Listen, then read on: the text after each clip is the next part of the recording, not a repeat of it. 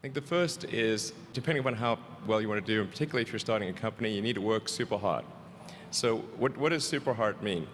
Well, when my brother and I were starting our first company, instead of getting an apartment, we just rented a small office and we slept on the couch.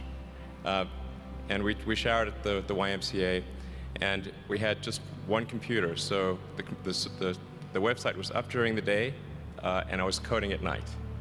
7 days a week, all the time.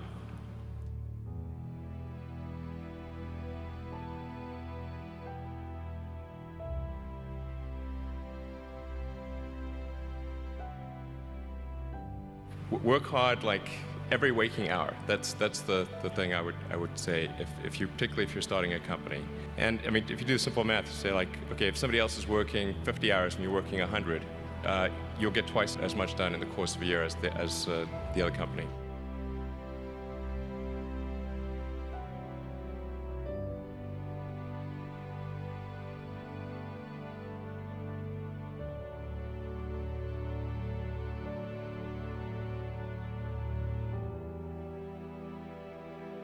I think too is you got to make sure that whatever you're doing is a great product or service. It has to be really great. And I go back to what I was saying earlier, where if you're a new company, I mean, unless it's like some new industry or new market that, if it's an untapped market, then you have more ability to, the standard is lower for your product or service. But if you're entering anything where there's an existing marketplace against large entrenched competitors, then your product or service needs to be much better than theirs. It can't be a little bit better, because then you put yourself in the shoes of the consumer and they say, why would you buy it as a consumer? You're always going to buy the trusted brand unless there's a big difference. So a lot of times entrepreneur will come up with something which is only slightly better. And it can't just be slightly better. It's got to be a lot better.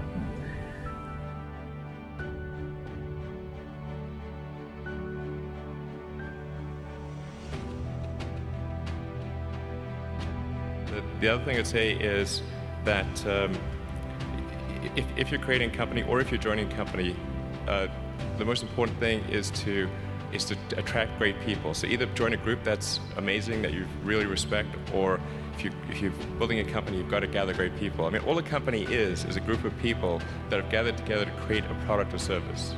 And so depending upon how talented and hardworking that group is, and the degree to which they're focused cohesively in a good direction, that will determine the success of the company. So do everything you can to gather great people if you're creating a company.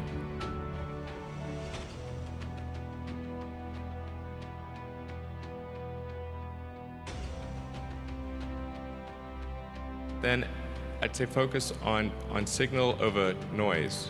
A lot of companies get confused. They spend money on things that don't actually make the product better. So, for example, at Tesla, we've never spent any money on advertising.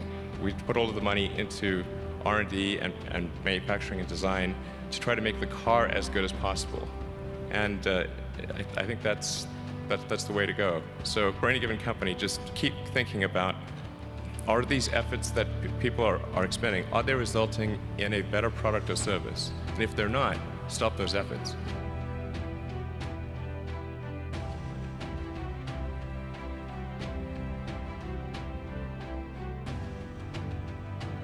And then I think that the final thing I would encourage you to do is, now is the time to take risk.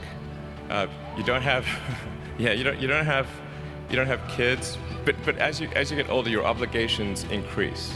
And once you have a family, you start taking risk not just for yourself, but for your family as well. It gets much harder to do things that might not work out. So now is the time to do that, before you have those obligations. So I would encourage you to take risks now. Do something bold. You won't regret it.